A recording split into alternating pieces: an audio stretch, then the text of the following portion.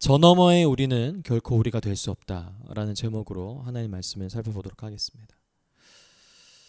최근에 제가 이제 직장 내 빌런들을 꼽는 월드컵 16강전을 봤거든요.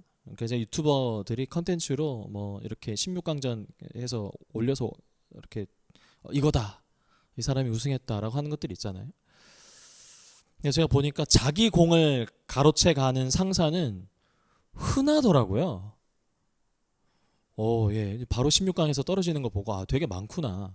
였고, 오히려 어떤 상사가 빌런으로 꼽혔냐면 자기를 커버쳐 주지 않는 상사에게 분노한다는 거예요. 그리고 또 제가 이제 눈여겨봤던 빌런 상사 중에 이제 유형이 있었는데, 내가 오랜 기간 공들여 놓은 것을 굉장히 무가치하게 여기는 경우라고 합니다.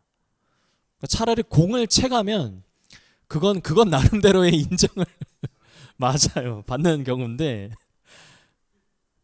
아예 눈여겨도 안 보는 경우를 이야기하더라고요. 그러면 이제 소위 현타가 온대요. 내가 이제까지 해온 게 뭐였을까?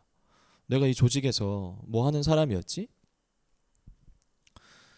뭐 까라면 까 하는 조직 내에서 우리가 그런 취급까지 받게 되면 정말 내가 도구인가? 부품인가? 라는 생각을 하게 되는 것 같아요.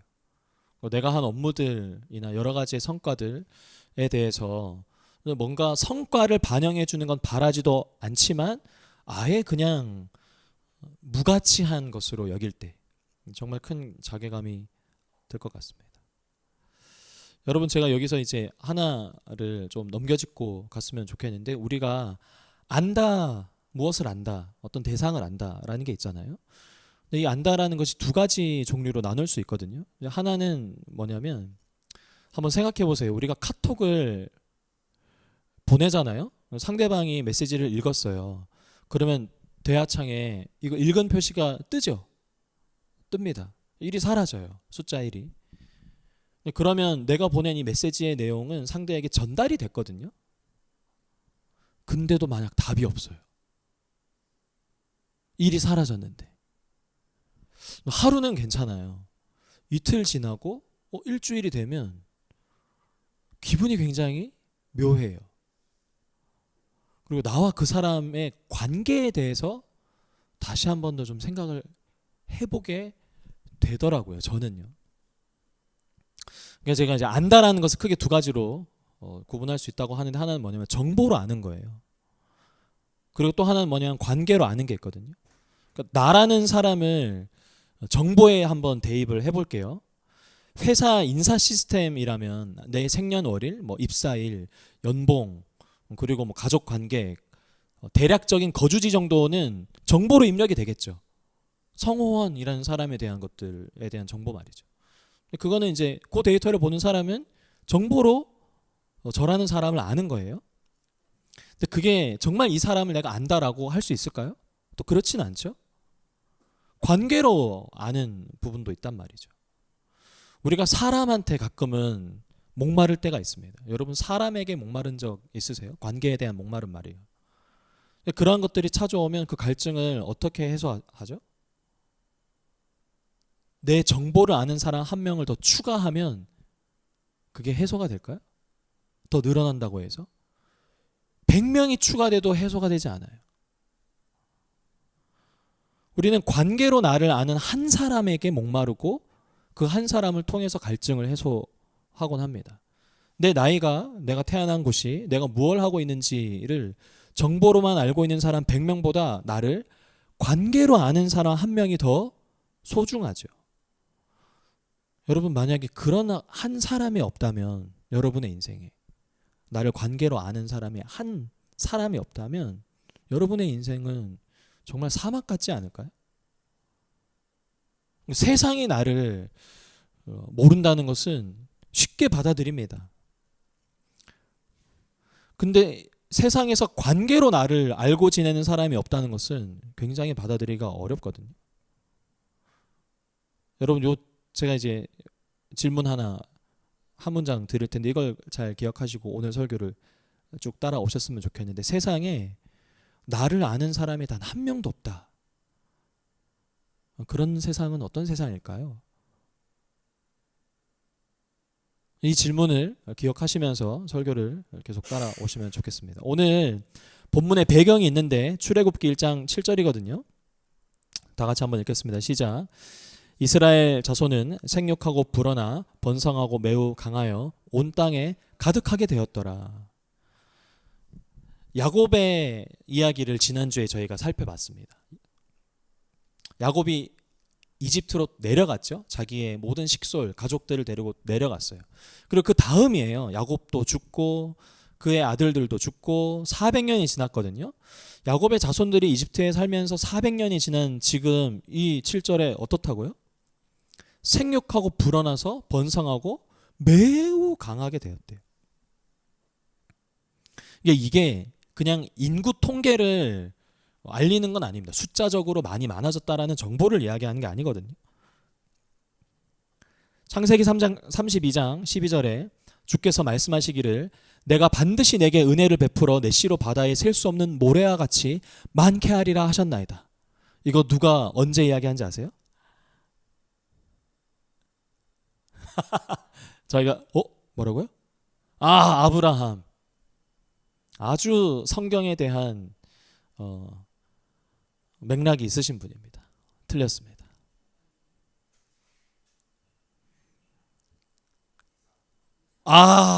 이삭 맞아요. 아닙니다. 우리가 다뤘던 인물 야곱이죠. 야곱이. 그리고 언제였냐면 야복 강가에서 씨름을 했을 때 하나님이 하신 이야기였어요. 32장. 잘 말씀하셨는데 사실은 이 처음에 이 말씀을 누구에게 하나님이 하셨죠? 아브라함에게 했어요. 그리고 이삭한테도 했어요. 야곱한테도 한 거예요. 또 있거든요. 35장 11절에 하나님이 그에게 이르실 때 나는 전능한 하나님이라 생육하며 번성하라. 백성과 백성들의 총회가 내게서 나오고 왕들이 내 허리에서 나오리라. 베델에서 하나님이 야곱한테 하신 말씀이에요. 이스라엘로 이름을 바꿔주시고 하신 축복이거든요. 많습니다. 야곱한테만 이야기했던 내용들이거든요. 46장 3절에 하나님이 이르실 때 나는 하나님이라 내 아버지의 하나님이니 애굽으로 내려가기를 두려워하지 말라. 내가 거기서 너로 큰 민족을 이루게 하리라. 이 말씀 저희가 봤던 말씀이죠.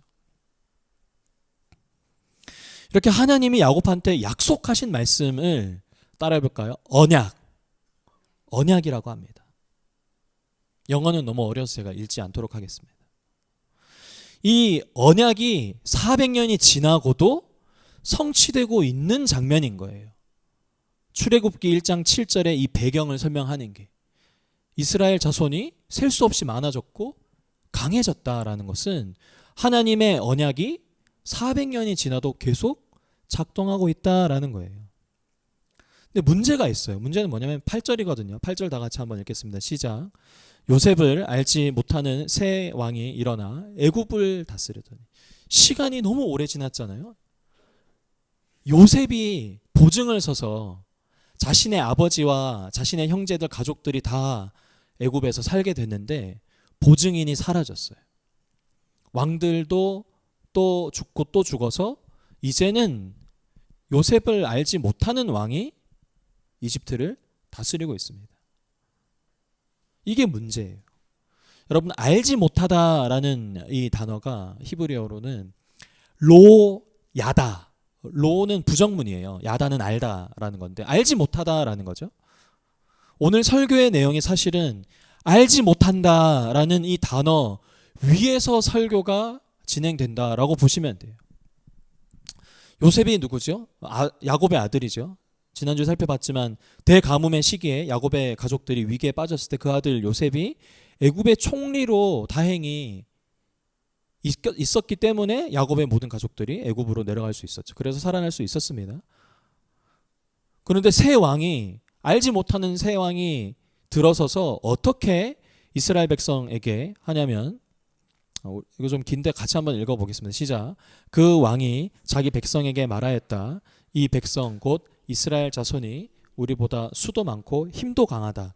그러니 이제 대처하여야 한다. 그렇게 하지 않으면 그들의 수가 더욱 불어날 것이고 또 전쟁이라도 일어나는 날에는 그들이 우리의 원수들과 합세하여 우리를 치고 이 땅에서 더 있습니다. 그래서 이집트 사람들은 이스라엘 자손을 부리는 공사 감독관을 두어서 강제 노동으로 그들을 억압하였다. 이스라엘 자손은 바로가 곡식을 저장하는 성읍 곧 비둠과 람셋을 건설하는데 끌려나갔다. 억압하고 짓누릅니다. 새 왕이 이스라엘 자손을 학대하는 수준으로 이스라엘 백성의 생명을 위협해요. 그런 상황에서 오늘 본문의 2장 23절이 등장해서 뭐라고 하죠? 그러고도 여러 해 후에 애굽 왕은, 그렇게 압제를 시작했던 왕은 죽었다고 이야기합니다. 이스라엘을 압제하던 왕이 죽었어요. 여러분 저 한번 보실래요? 그러면 왕이 죽었어요. 그럼 뭔가 바뀔 것 같다라는 기대감이 들 수도 있잖아요. 우리를 괴롭혔던, 압제했던 통치자가 사라졌어. 이제 좀 달라지려나? 우리도 기대하거든요. 현실을 사는 오늘날 우리도 통치자에 대한 기대가 있어요. 이 일만 지나면, 이 사람이 바뀌면, 다른 사람이 오면 하고 기대할 때가 있습니다. 그런데 본문은 뭐라고 이야기하는지 아세요? 23절 한 번만 더 읽겠습니다. 시작. 여러 해 후에 애굽 왕은 죽었고 이스라엘 자손은 고된 노동으로 말미암아 탄식하며 부르짖으니 그 고된 노동으로 하나님께 상달된지라. 본문은 뭐라고 하죠? 왕이 바뀌어도 종살이는, 압제는 그대로예요. 여러분 이 대목이 우리에게 하나님 나라가 무엇인지를 알려주는 중요한 포인트입니다. 세상의 왕이 죽는다고, 권력자가 바뀐다고, 권력이 이동된다고 해서 더 이상적인 나라, 좋은 나라가 되지 않습니다. 심지어 기독교인 정치인이 국가의 최고 지도자가 됐다고 해서 여러분 하나님 나라가 올까요? 더 성경에 가까운 나라가 되겠습니까? 그렇지 않아요. 저는 이 지점에서 하나님 나라의 관점에서 세상의 권력을 어떻게 봐야 하는지를 진짜 짧게 말씀드릴게요. 이러한 일들이 왕이 바뀌고 난 다음에 압제하는 일들이 3000년 전에만 일어났을까요? 계속 이어져 오는 거예요. 역사의 흐름 앞에 서 있는 모든 인간이 다 여기에 해당돼요. 근데 성경은 권력자들, 권세자들에 대해서 뭐라고 이야기하냐면, 한번 보시겠어요? 다니엘 2장 21절. 그는 때와 계절을 바꾸시며 왕들을 폐하시고 또 뭐 하신다고요? 왕들을 세우신다는 거예요. 왕들을 폐하시는 것도 하나님이고 세우시는 것도 하나님이에요. 그러니까 여러분 우리가 어떤 권력을 보며 절망해도 그게 최종 통치자가 아니라는 말이에요. 근데 또 동시에 하나님이 세우셨다는 게 그러면 그 권력자가 옳다는 걸까요? 그것도 아니에요. 왜 그렇죠? 요한복음 19장 11절 같이 읽겠습니다. 시작. 위에서 주지 아니하셨더라면 나를 해할 권한이 없었으리라. 이거 누가 이야기하셨을까요? 예수님이에요. 빌라도한테 한 말이에요. 총독 빌라도한테 한 말이에요. 위에서 주지 않았다면, 하나님이 주지 않았다면 너는 나를 해야 할 권한이 없었어. 권력이라는 그 힘은 죄 없으신 예수님조차도 십자가에 넘기는 힘입니다. 그리스도인에게도 심지어 예수님에게도 우호적이지 않았던 것이 세상의 뭐죠? 권력이라는 거예요. 근데 더 중요한 것은 오늘 본문의 내용인데 그 어떤 권력도 우리를 인격적으로 여기지 않습니다. 숫자로만 압니다.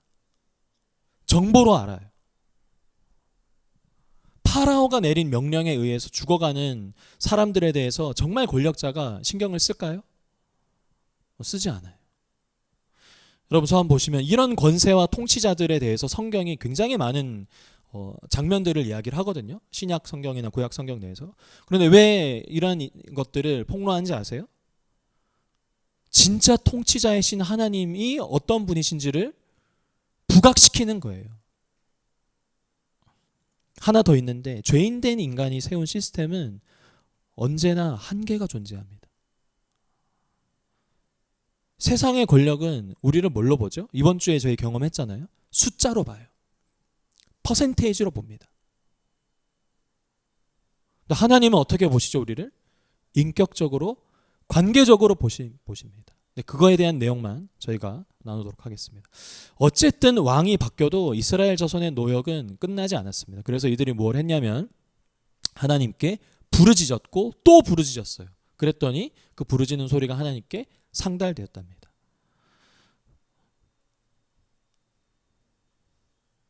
여러분, 이때 이 신음소리가, 이 기도가 뭔가 명문장 같아요. 하나님, 우리를 기억하소서.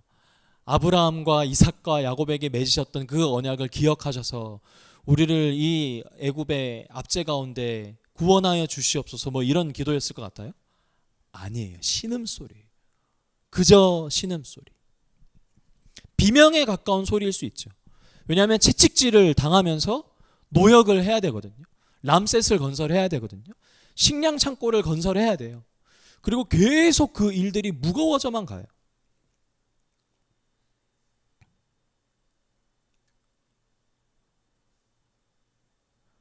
이런 비명에 가까운 탄식이 하나님께 올라갔다, 상달되었다라고 성경이 이야기합니다. 근데 여러분, 여기 딱 보게 되면 의문을 가질 수 있잖아요. 아니, 그러면 400년 동안 뭐 하셨어? 왜 하필 이때까지 가만히 계신 거야? 근데 제가 서론에 말씀드렸잖아요. 1장 7절에, 출애굽 1장 7절에 모래알같이 많아지고 강하여진 것은 400년 동안 하나님이 계속 뭐 하신 거죠? 이스라엘 백성을 보호하시고 그들이 언약의 말씀 그대로 이뤄갈 수 있도록 일하셨다는 거예요. 근데 오히려 반대로 400년 동안 하나님을 안 찾은 대상이 누군지 아세요? 이스라엘입니다. 몸이 힘들고 살기 힘들어지니까 그제서야 하나님께 탄식하는 거예요. 여러분, 우리가 하나님을 언제 제일 열심히 찾죠? 힘들 때입니다. 힘들 때 찾아요.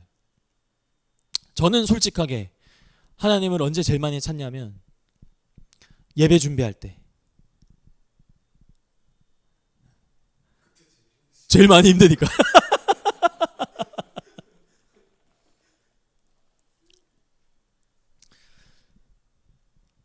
제가 솔직하게 말씀드리면 저희 모임 숫자가 적잖아요. 진짜 힘들어요. 그러면 탄식밖에 안 나요. 진짜 탄식만 나요. 되게 하나님을 설득하려는 그런 마음도 안 생겨요. 진짜 하나님, 이걸 들으셨다는 거예요. 이 탄식을. 저는 어떻게 하나님을 찾는 거죠? 하나님은 관계로 찾을까요? 그 순간에는 힘들 때 기능으로 찾는 거예요. 내 필요에 따라 하나님을 찾는 거죠. 어디처럼요? 오늘 이스라엘 자손들처럼 똑같이 그렇게 하는 거예요. 힘드니까 탄식하는 거죠. 그런 우리를 하나님은 어떻게 여기고 계셨을까요? 그것을 4개의 동사로 오늘 본문이 이야기하는데, 여러분 4개의 동사라고 하니까 겁먹으실 수 있는데 진짜 짧게 끝낼게요. 24절 25절 한번 다 같이 읽도록 하겠습니다. 시작.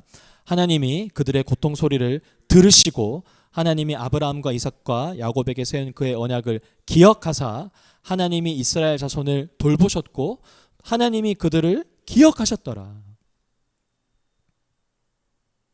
저 너머의 하나님이 아니라 우리와 오늘 관계하신 하나님, 그 첫 번째 하나님은 뭐냐면, 따라해 보겠습니다. 고통의 신음을 들으시는 하나님.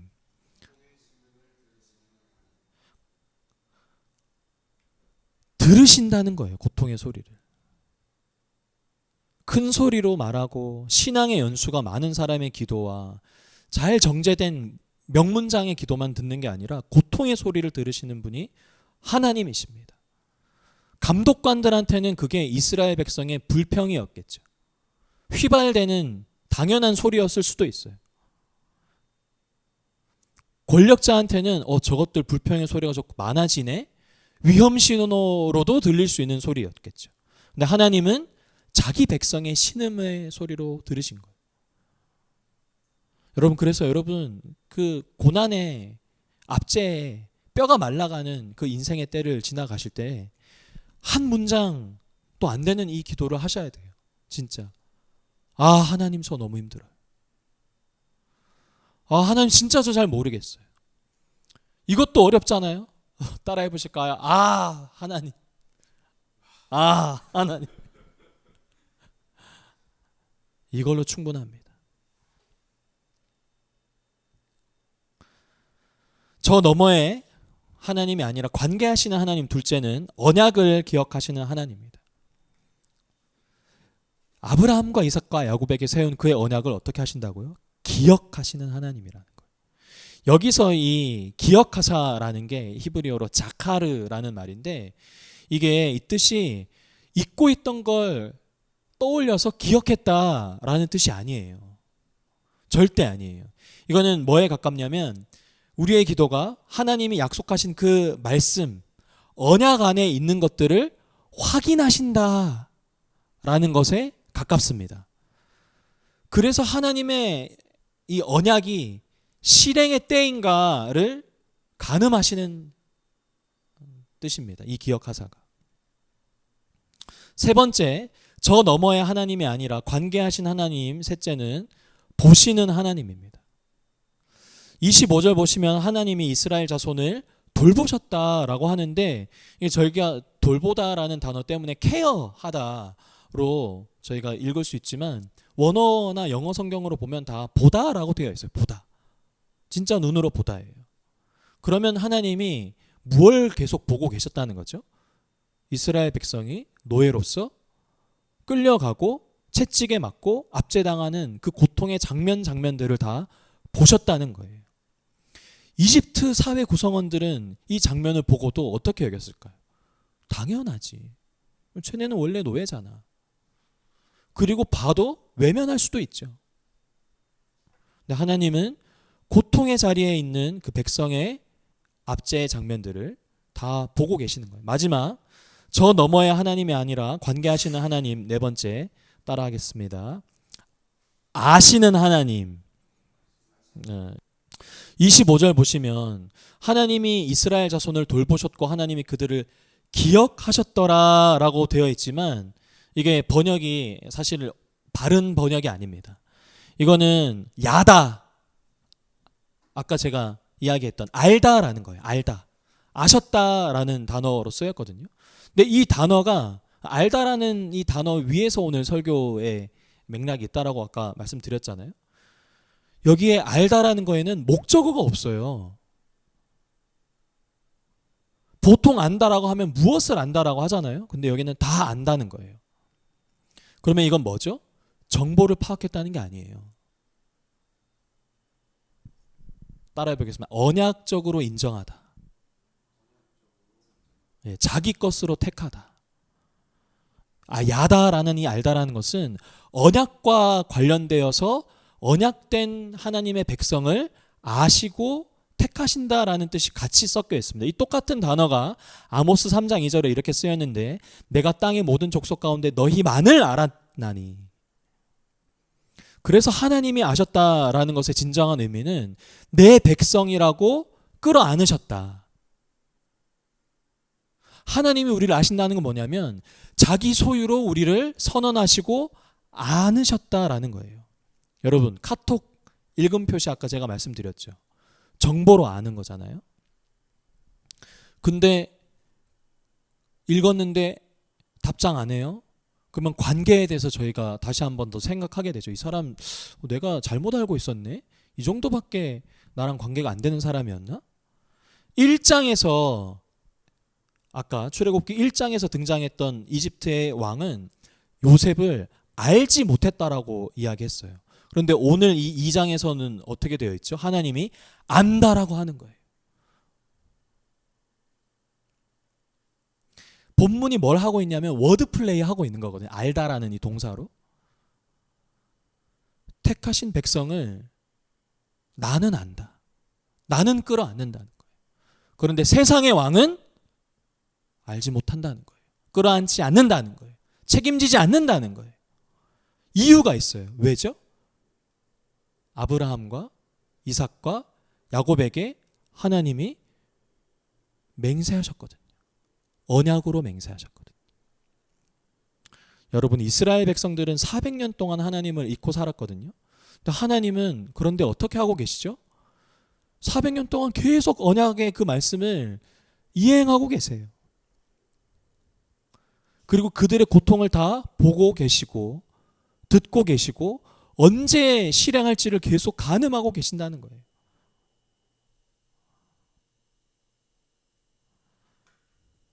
영상 하나를 제가 보도록 하겠습니다.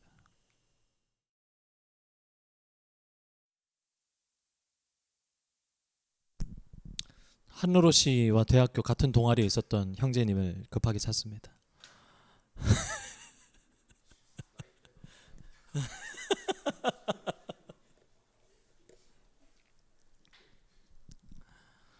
여러분, 야다, 우리가 알다라는 말 계속 했잖아요. 근데 알다는 지금 뭐와 계속 연관이 있는 건지 제가 계속 길게 성경에 관련된 구절을 가지고 어쩌면 여러분들을 설득하는 과정을 제가 거쳐왔는데 뭐와 관련되어 있는 건지 아시죠?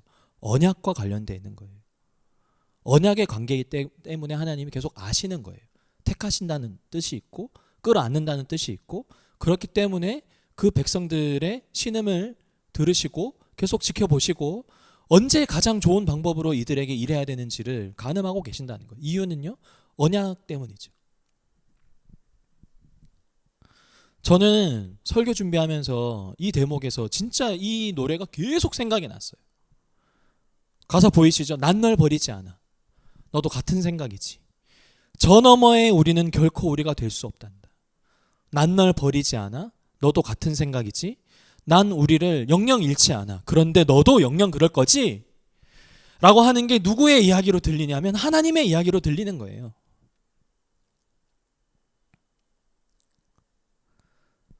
나는 너를 잊은 적이 없어. 나는 계속 400년 동안 그 약속을 이행하면서 왔어. 너는 어때? 그런데 그렇게만 계속해서 평행선을 달리는 사이는 결코 뭐가 될 수 없다고요? 우리가 될 수 없다는 거예요.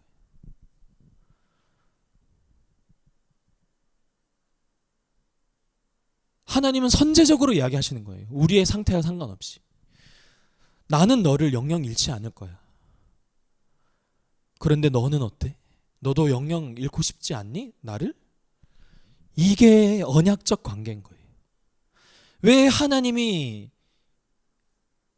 자신의 백성을 택하셨냐고요? 이 언약적 관계 때문에. 그러면 그게 뭐예요? 이거예요. 난 널 버리지 않아. 너가 나를 잊고 살아도. 그런데 끝까지 이렇게 살 수는 없어요.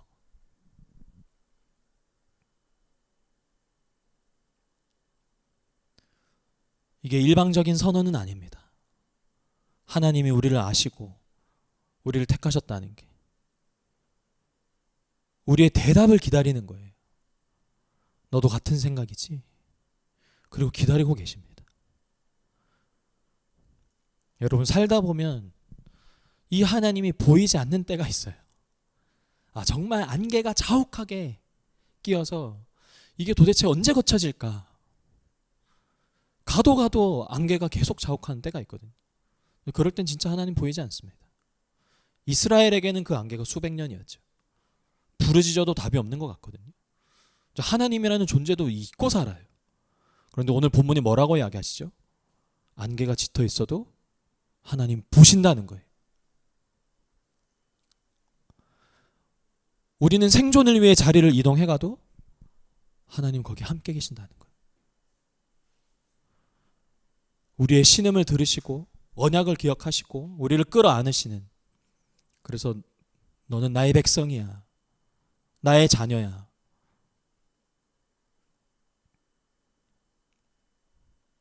우리의 신앙생활이 혹시 저 너머에 있는 우리와 같은 상태로 하나님과 나의 관계가 있는 분 계십니까?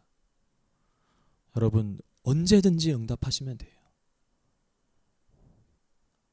하나님은 우리를 저 너머에 버려두지 않으시고 기꺼이 동행하십니다. 그 하나님과 함께 한 주간 동행하시고 또 안개가 가리워져도 끝내 우리를 택하신 그 하나님의 인도하심으로 그 안개와 같은 한 주간 또 우리의 인생을 은혜로 걸어가시는 저와 여러분 되시길 예수님의 이름으로 축원합니다.